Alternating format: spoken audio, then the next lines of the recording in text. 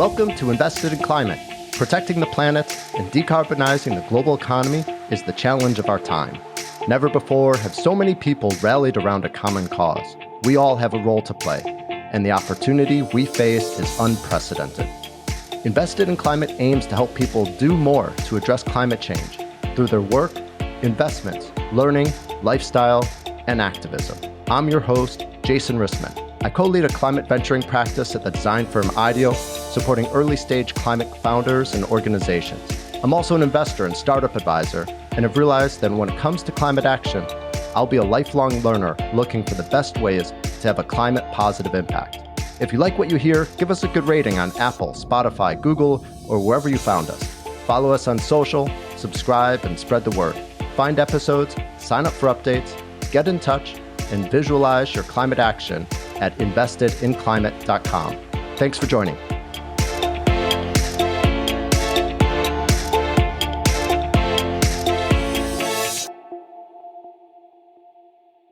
Just transition strategies were first conceived of by and for labor and environmental justice groups and communities. I think the concept comes from the wisdom of folks in low income communities of color, workers, and those on the front lines of what we call the extractive economy, which is really built on a consumerist, individualist, colonial mindset that thinks of workers as those that can be exploited, that uses the environment to dig, burn, and dump and continue to produce, that allows the 1% to continue to hoard wealth and power, and uses the military and police to enforce this power structure.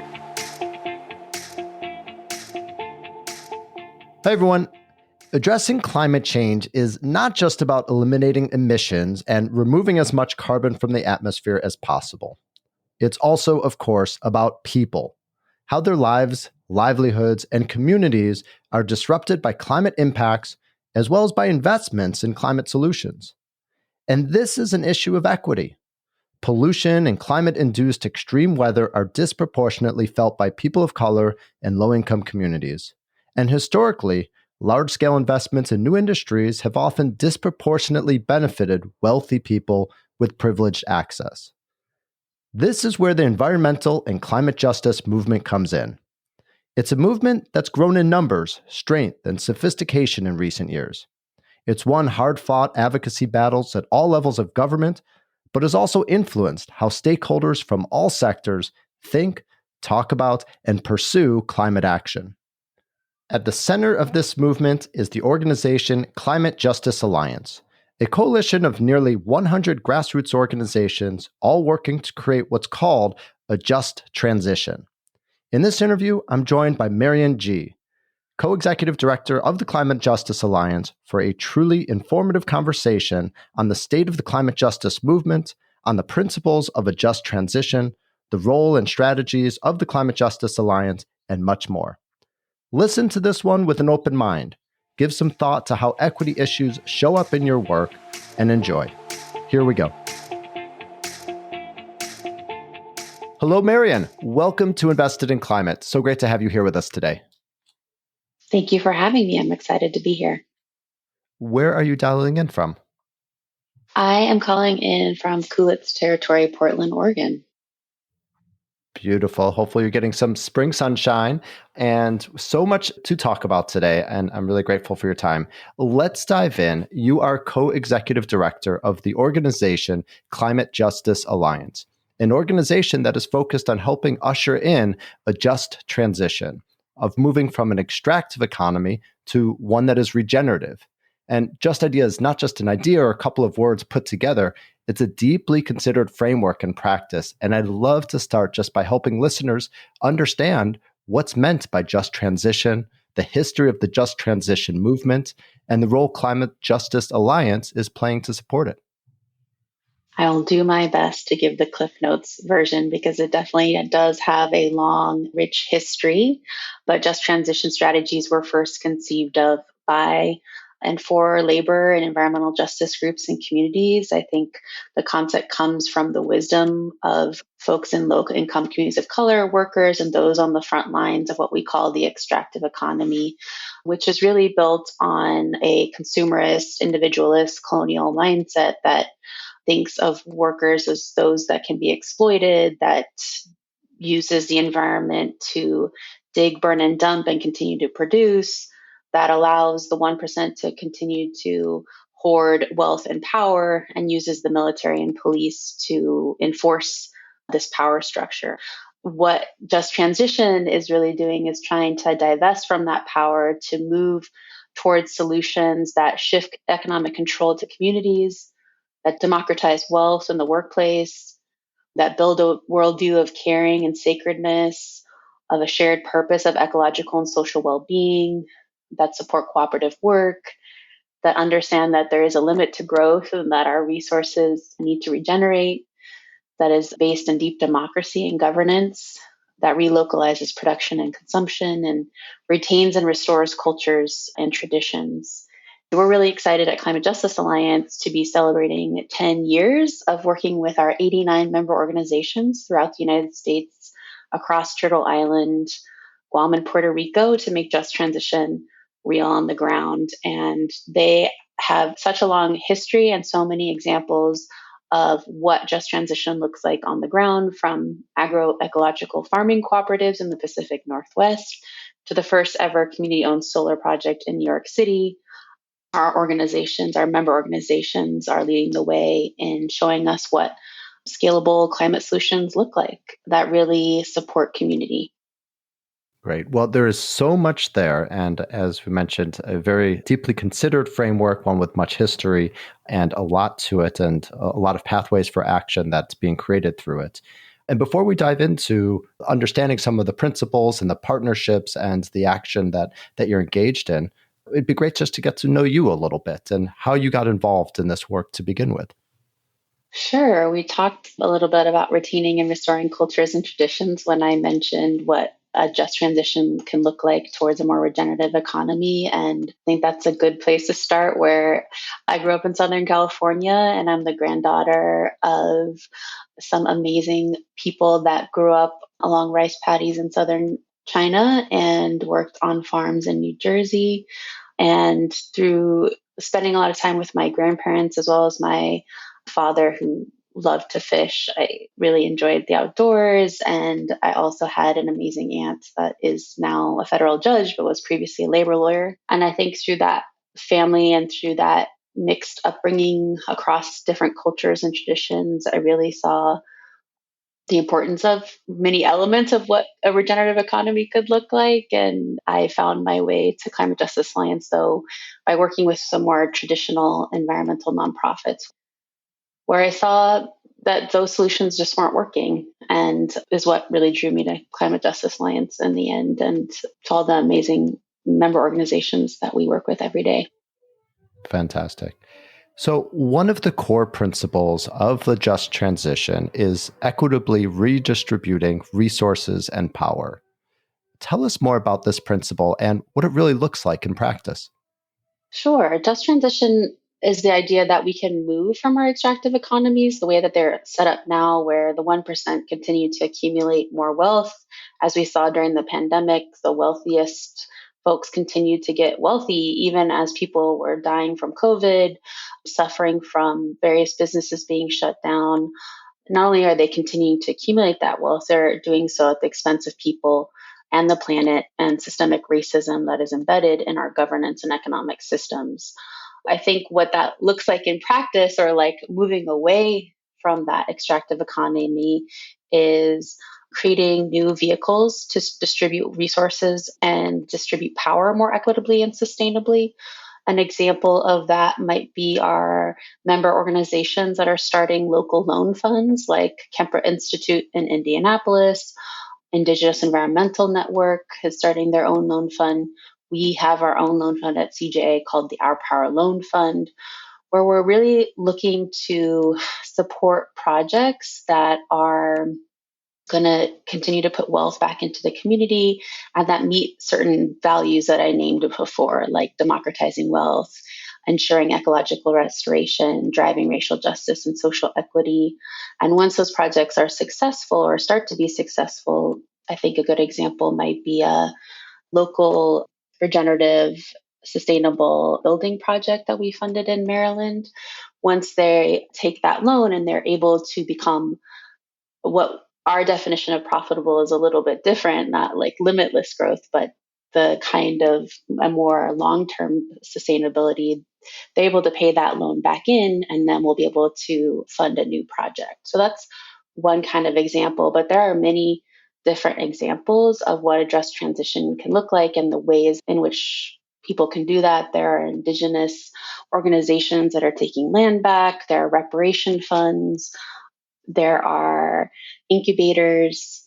So that's just a few examples of what just transition looks like in terms of redistributing resources and power. And the power part is that our communities, those that have been historically oppressed and marginalized, they're in charge of these projects and they're directly benefiting. Great. One of the terms that I see that's part of the just transition framework is regenerative economy. And regenerative and regeneration are terms that are used a lot these days, often in, say, an agricultural context. But the idea of a regenerative economy seems to be a bigger picture idea. What does a regenerative economy look like? Yeah, I think this is related to some of the meta strategies that we will talk about later. But I think one of our core meta strategies is changing the story. And I think that we have been telling ourselves a story of limitless growth for a long time. And I think we are part of what regenerative or regeneration is changing that story, that we need to look towards natural and ecological models for existence and being, and what does having enough look like, and how do we reconnect and return to right relationship with the earth and what it actually can produce, because it doesn't have limitless production. I think there is abundance, but when you look at what the land is producing and where that like food is going in this example, there are so many people who are going without, and then so much food that is being wasted at the same time. So I think regeneration is looking beyond limitless growth and then realizing that we actually have what we need. The people that need it just aren't able to access that. And what are the underlying causes for that? Like I mentioned before, the enclosure of wealth and power, systemic racism, the militarization of our police, the exploitation of workers. I mean, we haven't seen a raise in just the minimum wage in, what is it, more than 20 years? So again, a regenerative economy is trying to change those stories or change those narratives and understand that we do have enough and we just need to be in a different kind of relationship with each other and with the earth. Thanks, Marion. You mentioned the 6 meta strategies, and I'm excited to get into those. But first, let's just set some context and better understand how your organization does the work that it's doing. And I understand that probably a lot of the work is in partnership with local grassroots organizations. Is that right? And how many organizations are there, and how does the Climate Justice Alliance typically work with them? I'd say it's deeper than a partnership in a way because they're integrated into the governance of our organization. So we do have 89 member organizations. They are frontline community organizations. They are alliances of multiple member groups. They are movement support organizations or groups that help build the capacity of grassroots organizations. And they are based all over Turtle Island, what we call the United States, from Guam to Puerto Rico, Alaska to Texas. And when they become members of CJA, they apply and they say they adhere to and incorporate our just transition framework, our principles of organizing, including the Hermes principles. And when they become members, they have a really important role to play in the alliance, including determining our strategic vision. So they actually, in 2016, they approved a strategic plan that we're still using. They elect our board. They staff our working groups and campaigns. They are spokespeople for the organization. So they play a lot of different roles. And I think that it's really important to name that they actually are part of the governance of our organization. So that's great to understand the connection and really the interwoven nature of the organizations with Climate Justice Alliance. As you probably know, there's tens of thousands of environmental organizations in the United States, and there's often competition between them.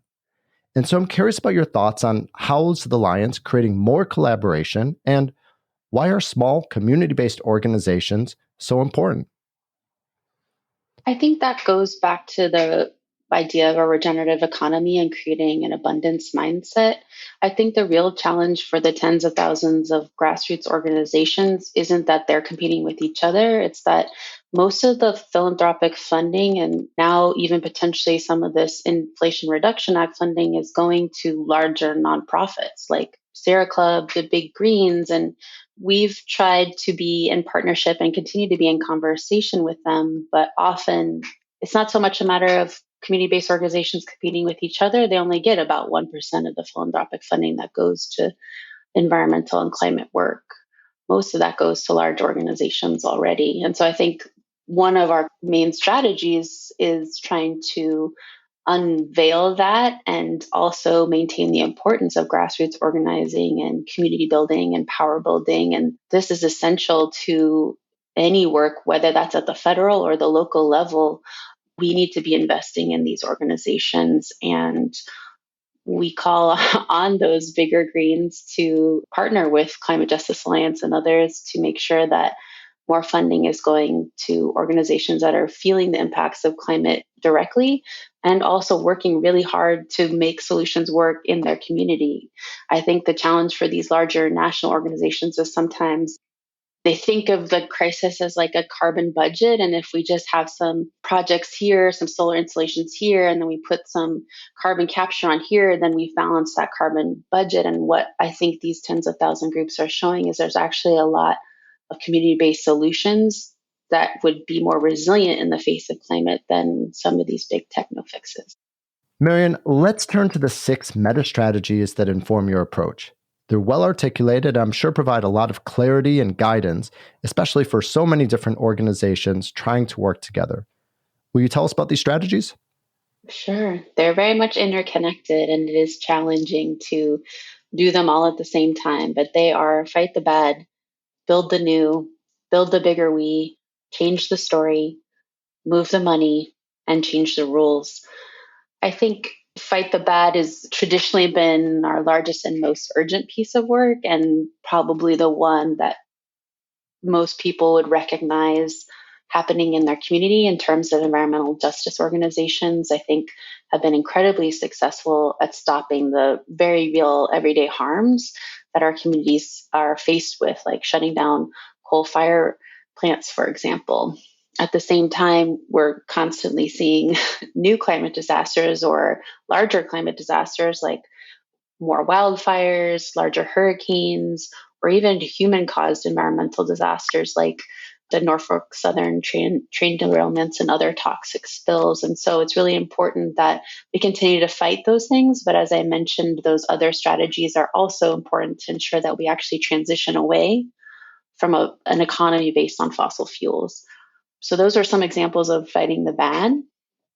I think another incredible example is our member in Newark, New Jersey, Ironbound Community Corporation, which after many, many years of organizing in a neighborhood that is bound on all 4 sides by an airport, highways, rail lines, and the Passaic River, which is one of the country's most polluted waterways, they were successful with many allies and partners in winning a historic environmental justice law that requires a review of cumulative impacts to ensure that already overburdened neighborhoods can no longer just be sacrificed or dumped on. And this was a really important win. And then just across the river, I think is an incredible example of what it looks like to build a new. As I mentioned, I think earlier, there is a project in Brooklyn led by our member Uprose. They organized the first New York City community-owned solar farm right in their neighborhood that's going to provide lower energy costs for residents and also clean energy. I think that's a really exciting example of community controlling energy in their neighborhood while also involving the community. In terms of building the bigger we, I think that is really our strategy of working with many different coalitions and partners and alliances from the local, state, national, and global levels to ensure that we're really growing the movement and putting forth or ensuring that frontline communities and those most impacted, that their solutions are on the forefront of the policy that is being made of governance at all levels.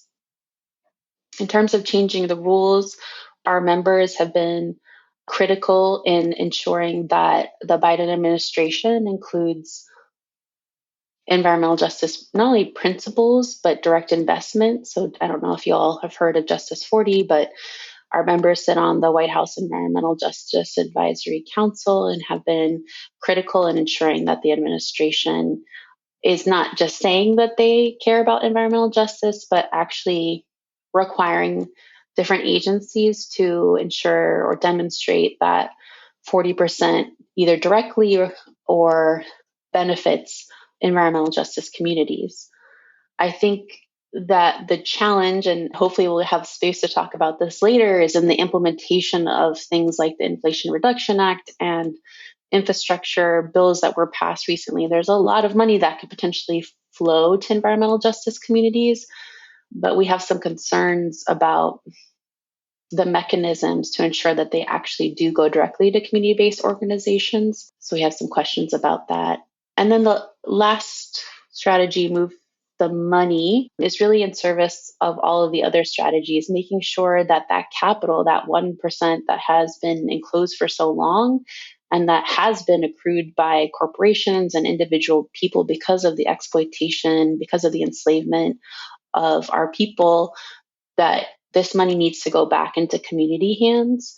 So through things like the loan fund, through local projects, we're organizing to make sure that philanthropy is starting to align not only their grant making practices, but their investment practices as well. Because a lot of times these foundations have very large endowments, and only about 5% of that is actually given out in grants. The rest is invested often in the stock market, which continues to circulate in the extractive economy, and who knows what other false solutions or human rights violations or other corporations that's being invested in. And I know that a lot of foundations have been thinking about and exploring how they can change those practices. And I would invite them to talk to Climate Justice Alliance, and a lot of our partners and members who have been coming up with different ways of investing so that we can really take that money and jumpstart the regenerative economy.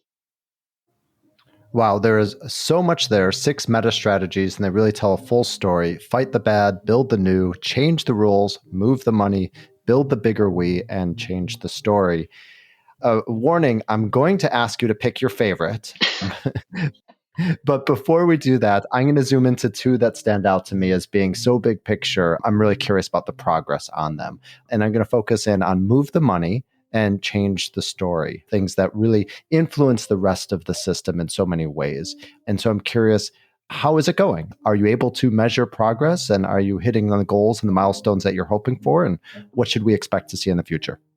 Well, you did choose my favorite one, so I guess we can we can talk about move the money, which is definitely like dear to my heart. And since before coming to Climate Justice Alliance, I did do a lot of development and funder organizing.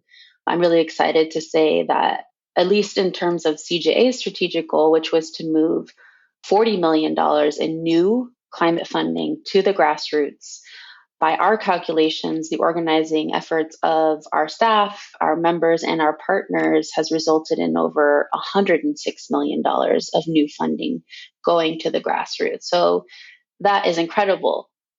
And if you look at the amount of money that could be moving, federal money, for example, that could be moving to climate or climate related investments, that's $3.7 trillion. Or if you look at the recent commitments by billionaires like Jeff Bezos, 10 billion in the Bezos Earth Fund. Again, I just named, we were able to move 106 million in the past 5 to 7 years. There's an enormous amount of money that is supposed to be going towards climate action. And I think that the real challenge here is making sure that it's actually being not just directly invested in, but that they're actual community control and governance to make sure that those that have been most harmed by the fossil fuel economy are actually benefiting from the development of the regenerative economy. Well, you've described what, from my vantage point, is really unprecedented level of interest and investment in climate action. This is something that groups like yours have fought for a long time.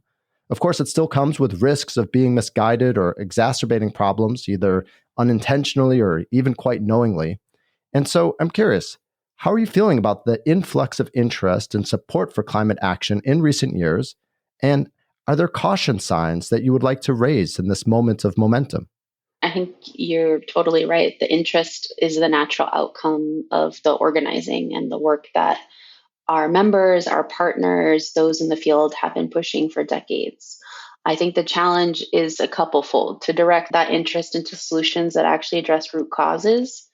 I think a lot of the kinds of solutions that are being touted by the Biden administration, that the solutions they're hoping will have the deepest cuts, are based on untested, unproven technologies, geoengineering, or other technofixes like carbon capture that basically allow fossil fuel infrastructure to be either maintained or expanded over the next 50 to 100 years.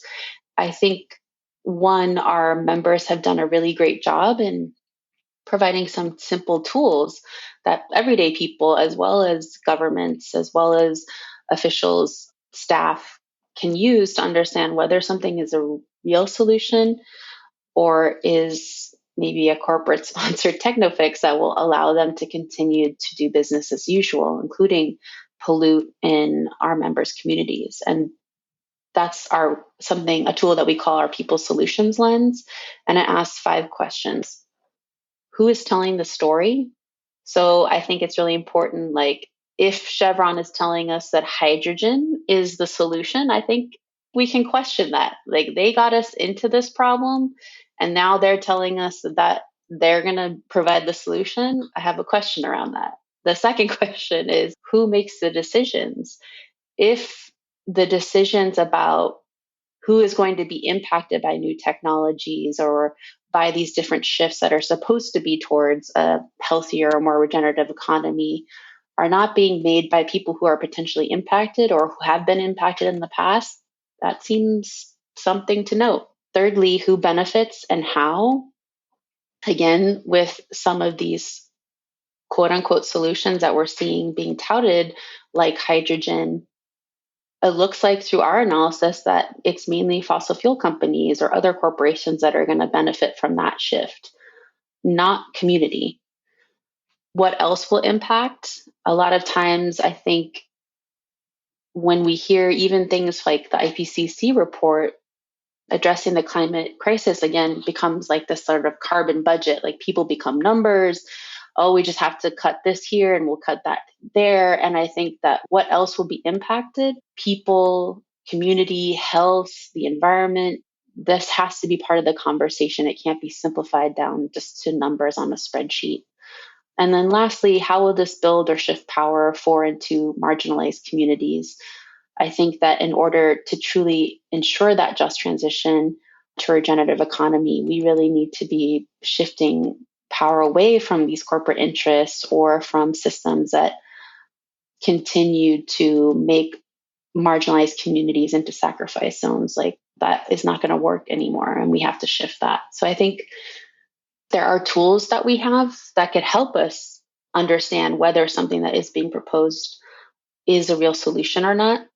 I think that there's a lot of excitement and a lot of momentum with that $3.7 trillion that I mentioned, with the infrastructure bill, with Inflation Reduction Act, among other bills. However, at the same time, we're also seeing the Biden administration approve the Willow Project and sell off rights to drilling off the Gulf of Mexico. So he's calling himself the climate president, but we're still expanding fossil fuel infrastructure in the United States. And that is really disappointing to see the commitments that the administration has started to make towards environmental justice communities. But at the same time, these aren't single projects. They have impacts to our members in Texas, for example, in Cancer Alley, among other places. These aren't isolated projects. They're part of this large system, fossil fuel infrastructure. And so I think that we have to be careful when we're monitoring the implementation of these different monies that are moving, because a lot of them could continue to go to other, what we call false solutions like hydrogen, carbon capture.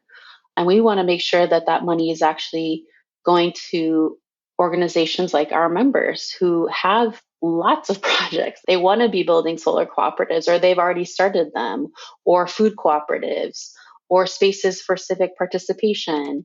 There are a long list of projects that we've been building. And the reality is that our members, our communities have been chronically and historically underinvested, as I mentioned before. So even as this money is moving, and even as the government and agencies have been working really hard to provide Justice 40 guidance, to say that community based organizations have to be the lead applicant, philanthropy has not invested in these community based organizations over the past 10 years so that they have the grant writing team to apply for that they have the 501c3 status. A lot of them are fiscally sponsored, and they're already in the midst of other fights. So I think that this is a critical moment for philanthropy to really examine their values and the vision with their practices, including their investment practices.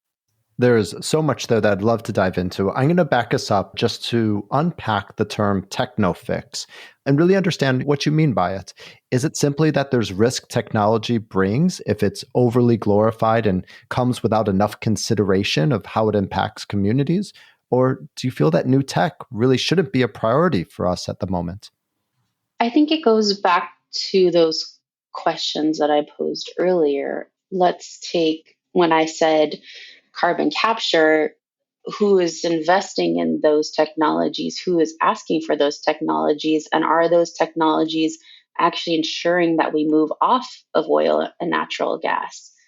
There are cases that show that they don't work, that CCS, they have tested actually this new technology, and they have found that they spent billions of dollars and what they weren't seeing the outcomes that they wanted. So I think that techno fixes are, I think that the questions in our people solutions lens are still a powerful tool for us to really dig into the types of projects that are being proposed. Things like carbon capture on heavy industry.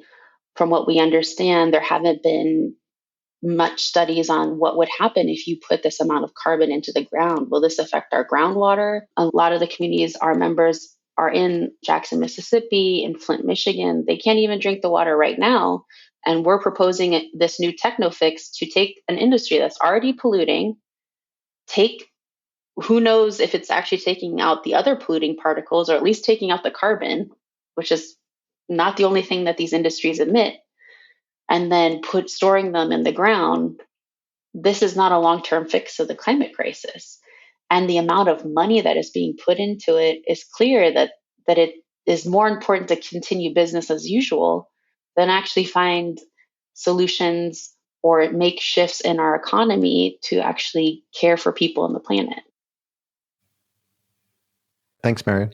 Let's get specific and talk about the Inflation Reduction Act. And you mentioned before that there's opportunity for it to really benefit communities, but also a lot of risk that it is implemented the wrong way and that funding does not actually flow to the communities that need it and that are historically marginalized when new technology or new investments are made.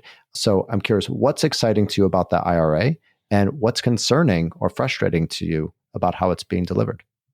I think it's exciting, the opportunity to see all types of projects, whether they're remediating pollution, buying land, developing regenerative projects. I'll name a few projects that I'm personally excited about that our members are a part of that could potentially be funded by some of this money. Detroit Black Food Security Network is starting a groundbreaking cooperative grocery store called the Detroit Food Commons. It's a $24 million project that will house incubator kitchens, meeting spaces, offices, outdoor vendor booths, and a full service grocery store that is cooperatively owned by member owners located in a predominantly African American low and moderate income community.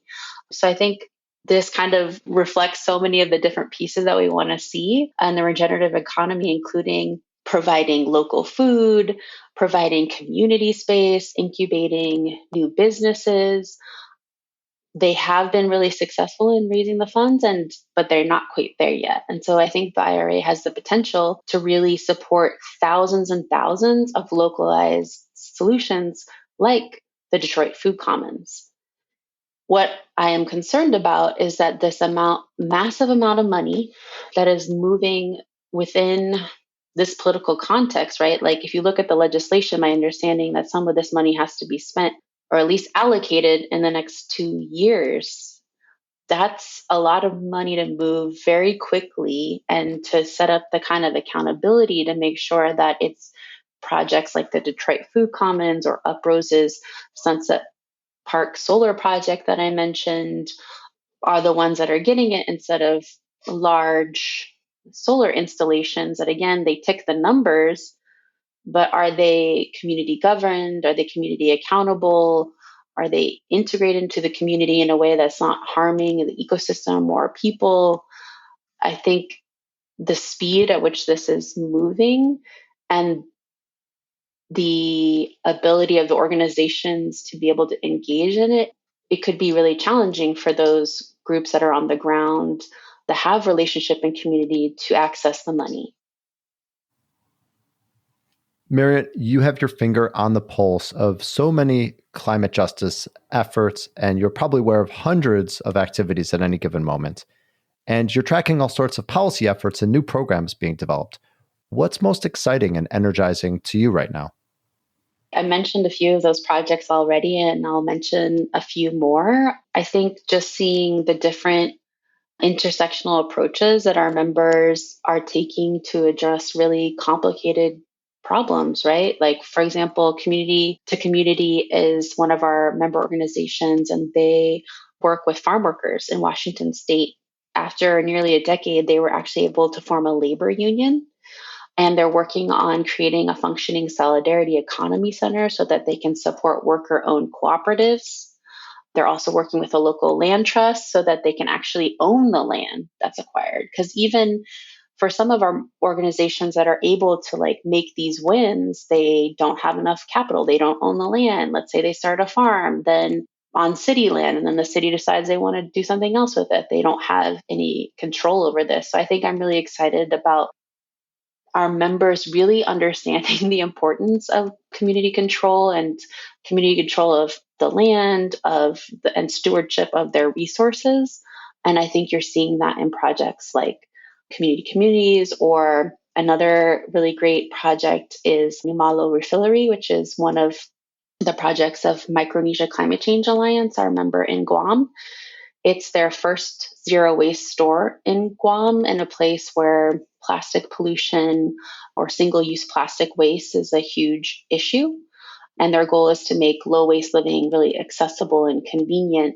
So that's just also another example of like the creativity of our members to address these issues and really ensure that either the businesses or the projects are really continuing to reinvest the community wealth back into the community.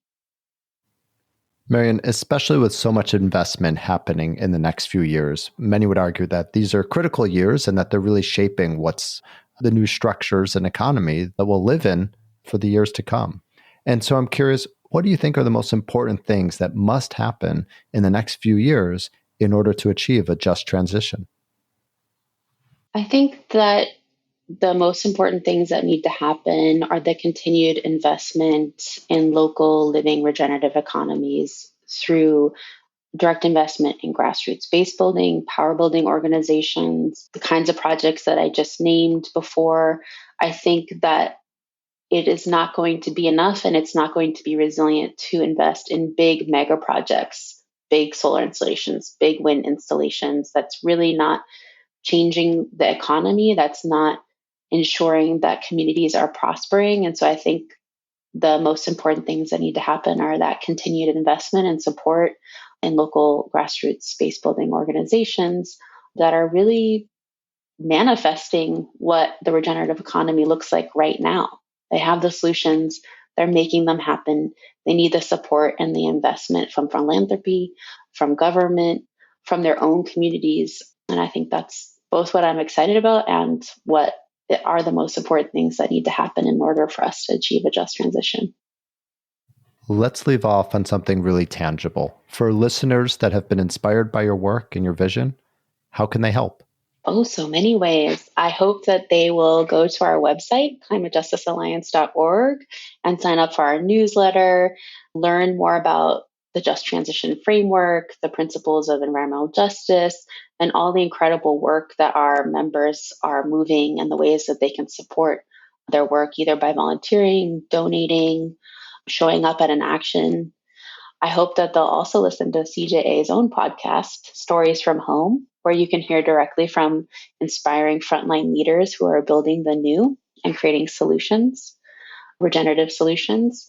And I hope they'll follow us on Facebook, Twitter, and Instagram at CJ Our Power, as well as donate.